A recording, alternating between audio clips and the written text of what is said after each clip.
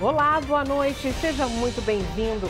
Olha, cuidado com os golpes do INSS, até o Instituto fez um alerta, viu? Uma mulher foi esfaqueada por um amigo que não queria pagar uma dívida e ele está solto. Que justiça é essa, né? O bandido fica solto e eu presa. Será que precisa tirar a vida de alguém para poder prender? Que tal saborear pratos requintados por um preço bem mais acessível, hein? Começa hoje o Restaurante Week com recorde de participantes e você pode aproveitar cardápios como esse aí de dar água na boca. Vem ficar bem informado comigo, eu sou a Viviane Costa, vamos começar juntos o nosso jornal?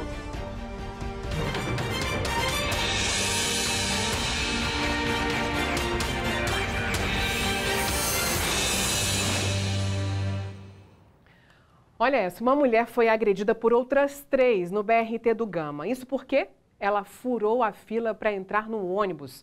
O vídeo mostra 4 mulheres se agredindo já dentro do BRT. 3 delas se revoltaram ao ver a outra furando a fila e partiram para cima. Além de tapas e puxões de cabelo, teve até agressão com sapato, aquele barraco todo, né? A PM foi acionada e as mulheres retiradas do ônibus.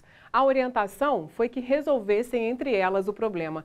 A vítima disse que faria o boletim de ocorrência, mas até o fechamento do nosso jornal, a Polícia Civil não encontrou o registro. Deixa eu fazer um alerta para você, hein, que é beneficiário do INSS. Tem golpista se passando por servidor do Instituto para poder conseguir dados pessoais de quem recebe benefícios e está usando a prova de vida como isca. Mas olha, fique atento porque o INSS suspendeu a comprovação de prova de vida até o fim do ano. O INSS está trabalhando na implementação dos sistemas que vão fazer o cruzamento dos dados para que a prova de vida seja feita de forma automática. Mesmo sem obrigatoriedade, o cidadão que quiser fazer a prova de vida, ele poderá fazer pelos canais tradicionais, como bancos e pelo Meu INSS. Portanto, pedimos a você que não envie seus dados pessoais, fotos, documentos e não clique em um link enviado por mensagens. O INSS não faz contato por telefone e nem faz prova de biometria por meio de links em mensagens. Em caso de sofrer algum tipo de golpe, registre um boletim de ocorrência e comunique aos órgãos envolvidos, como o próprio INSS e o banco que você recebe o benefício, se for o caso. Então, atenção, os únicos canais oficiais de atendimento do INSS são o site meu.inss.gov.br, o aplicativo Meu INSS ou as agências. Tem dúvidas? Então ligue no 135. E se tiver alguma denúncia, pode fazer na ouvidoria pelo fala.br. E como é que você reagiria se fosse assaltado? O crime tem se tornado tão frequente, roubo de celular, que tem gente que nem reage. Olha só esse absurdo aí. Hoje às 8 horas da manhã, lá em Taguatinga Norte, um criminoso em uma moto abordou essa mulher no meio da rua e em segundos levou o celular dela embora. Ela ficou sem nenhuma reação, ainda deu alguns passos ali para só depois olhar para trás. A ação demorou poucos segundos e o bandido foi embora como se nada tivesse acontecido. É revoltante, né, gente? Mas o importante é lembrar que essa aí é a orientação mesmo da polícia, nunca reagir, porque sua vida vale muito mais do que um celular, viu? Agora, um caso que aconteceu nessa semana e deixa a gente sem entender muito bem como é que age a justiça. Uma mulher foi esfaqueada 7 vezes por um amigo que não queria pagar uma dívida. Mas apesar da violência, apesar de ter sido preso em flagrante, olha só o que aconteceu na audiência de custódia. A mulher que não quer mostrar o rosto até mudou de casa por medo. Ela foi golpeada 7 vezes. E foram golpes tão agressivos que a faca ficou presa no tórax da estudante de 24 anos de idade. O autor do crime? Um amigo da vítima. Eles se conheciam já há 3 anos e em março ela comentou que queria vender o carro. Ele se dispôs a ajudar e inclusive conseguiu um comprador. Só que o pagamento tinha que ser parcelado. Primeiro a entrada e logo depois o restante. Só que no dia combinado, sempre tinha uma desculpa e o valor nunca foi pago. Só que dessa vez, na data marcada, ele confirmou. Chegou inclusive a mandar foto do dinheiro, mas pediu que ela o buscasse. E no caminho começou o ataque, bem no meio da rua. Eu segurei a faca com a mão direita, no momento ali, para ele não conseguir atingir o meu peito. Perguntei o que ele queria, ele falou que queria me matar. No meio do ataque, ela ainda conseguiu sair do carro, correr pela rua e entrar em outro veículo.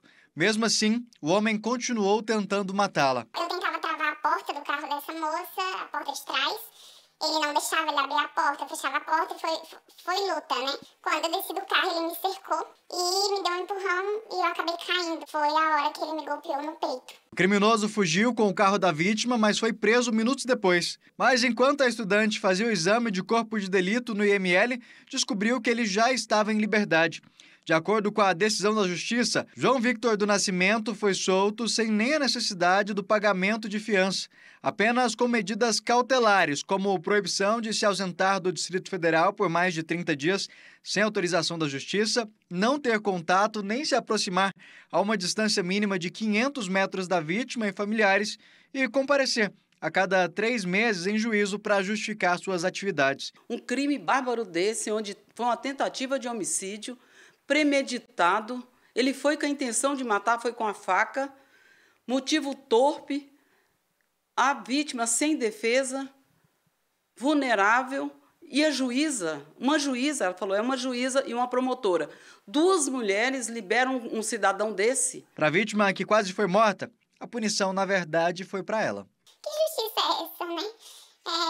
O bandido fica solto e eu presa, sem poder sair. Será que precisa tirar a vida de alguém para poder prender? Precisa chegar a esse ponto? A defesa de João Victor do Nascimento informou em nota que a liberdade provisória concedida a um acusado não tem nada de irregular e está justificada pelo próprio Código de Processo Penal e que só vai se manifestar depois que todos os fatos forem apurados. Tudo bem que a Justiça se baseou no Código Penal, como aliás deve ser, né? Mas as interpretações são muito distintas, né, gente? Fica difícil entender. A empresa de distribuição de energia elétrica do DF descobriu que um bar na Asa Sul estava furtando energia. O consumo mensal, só para vocês terem uma ideia, dava para abastecer o equivalente a 1.400 casas. Agora os responsáveis do bar vão ter que explicar como fizeram o gato e pagar pela energia furtada. O bar flagrado furtando energia é este localizado na quadra 202 Sul. A irregularidade foi descoberta depois que a empresa Neoenergia iniciou a operação Happy Hour, com o objetivo de verificar possíveis desvios na rede elétrica de bares e restaurantes. Para se ter uma ideia do tamanho do prejuízo causado pelo bar, a eletricidade furtada poderia abastecer aproximadamente 1.400 residências por um mês. Segundo a Neoenergia, as irregularidades foram retiradas, o estabelecimento regularizado e o caso será enviado à Polícia Civil para que os responsáveis respondam em âmbito criminal. Toda a energia não medida e consumida será cobrada por meio de processo administrativo. É importante ressaltar que parte do valor da energia furtada acaba sendo compartilhada entre toda a população do Distrito Federal. Esse tipo de prática ilegal deve ser combatida não apenas por ser furto de energia, mas também por caracterizar concorrência desleal, o que leva a uma vantagem indevida frente a outros estabelecimentos. Os processos referentes aos demais estabelecimentos investigados seguem em curso na empresa e novas fiscalizações serão realizadas em todo o DF. O furto é crime previsto no artigo 155 do Código Penal Brasileiro, com pena de até 8 anos de reclusão pela prática ilegal. Em nota, o bar disse que recebeu com surpresa o documento da Neoenergia, pois eles não tinham ciência da situação. As medidas administrativas e judiciais já estão sendo tomadas, porque, segundo o bar, os atos imputados não foram realizados pelo responsa. A nota diz ainda que na atual gestão não houve modificação ou alteração no quadro de energia, e isso será devidamente tratado perante a autoridade competente. Olha, denúncias são feitas de forma anônima nos canais de atendimento por meio do telefone 116 ou pelo site da Neoenergia Brasília. Olha só esse caso, hein? Um professor da Universidade de Brasília, da UNB, é suspeito de ter agredido a ex-namorada. Ela sofreu várias ameaças e ficou trancada por horas dentro do apartamento dele em Taguatinga. As marcas e as dores da agressão estão espalhadas pelo corpo. A vítima, que preferiu não ser identificada, até agora não entende o porquê de tanta violência depois de 25 anos de convívio com o agressor. Conheço ele há todos esses anos, sabe? Então, de amizade. Eu sou meu amigo. E depois do fim do meu relacionamento, né, do meu casamento, a gente começa a namorar. Mas ele nunca foi agressivo. Segundo ela, as agressões começaram 2 dias depois de ser pedida em casamento, por causa de uma crise de ciúme do ex-companheiro. Eu estava no prédio dele, morador do mesmo andar. Cumprimentou. Bom dia. Eu falei, bom dia. Só isso, nada mais do que isso. Fomos para academia. Ele ficou fazendo exercícios dele, eu voltei por causa do meu joelho.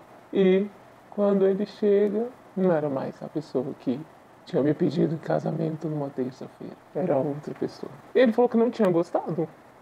Não tinha gostado porque eu tinha cumprimentado. Tinha respondido, né? O bom dia, só isso. Não tinha gostado de eu ter falado com aquele babaca. Eu lembro a palavra dele, aquele cara é um babaca. E isso foi. Ele tranca a porta, me ofende, não deixa eu sair, me tranca no quarto, me agride, me bate, me xinga, me chuta, me joga água gelada, pega uma faca e ia me matar. Ia. Se aquela facada que ele deu no colchão tivesse pego, ele me ia acertar. Sabe? Na hora da raiva que ele pegou a faca, foi na minha direção que eu viro. Foi no colchão, tá lá. Ela conta que só conseguiu sair do apartamento dele depois de ajoelhar e implorar para ser solta. Acho que de tanto eu pedi, de tanto, eu falei pra ele, eu não vou na delegacia, eu não vou procurar ninguém, só me deixa ir embora. Eu nunca mais, só Deus sabe, tanto que eu pedi, eu falei, Senhor, me deixa morrer aqui, só cara. Eu tenho 2 meninas, meu Deus, eu não vou ver minhas filhas mais. As agressões ocorreram há 1 semana. A vítima conta que foi trancada dentro do apartamento do ex-companheiro e torturada por mais de 8 horas. Encorajada por uma das filhas, ela procurou a delegacia da mulher e conseguiu uma medida protetiva contra o agressor. Agora, enquanto aguarda a primeira audiência, ela se mantém trancada dentro de casa, com medo de encontrar o agressor. Eu amei uma pessoa que não existe. Não existe. Só quem amou fui eu, sabe? Que é uma pessoa que fala que gosta de você, ela nunca ia fazer isso. E a vontade é sumir. Olha, a vítima registrou ocorrência, o caso corre em sigilo. Em nota, a ONB informou que ainda não recebeu comunicado formal sobre a denúncia apresentada. A ONB disse também que repudia todo e qualquer ato de violência contra as mulheres. Vamos para o intervalo, né? Respirar um pouquinho, mas fica comigo que já já a gente vai falar de um festival que tem vários pratos com um preço bem acessível. Me espera, eu já volto.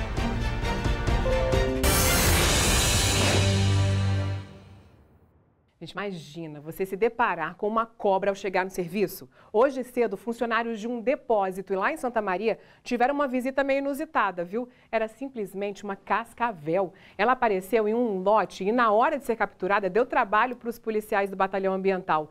A serpente se escondeu em uma carroceria de um caminhão. Os PMs tiveram que cortar a parte da cabine para poder resgatar o animal. Como estava bem, a cascavel foi solta em uma região de mata. Só esse ano, para ter uma ideia, hein, já foram resgatadas cerca de 220 cobras aqui no DF pela Polícia Ambiental.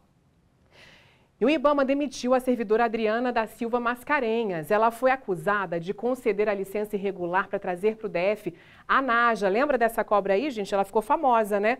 Em 2020, picou o estudante de veterinária de 23 anos que chegou a ficar em coma. Agora, a ex-funcionária assinou esse documento quando atuava como coordenadora do Centro de Triagem de Animais Silvestres. Foi depois desse episódio que a polícia descobriu uma rede criminosa de tráfico de animais. Olha, fica comigo, eu vou para o intervalo rapidinho e a gente já volta para falar desses pratos aí, olha, que vão dar água na boca. Me espera, já já.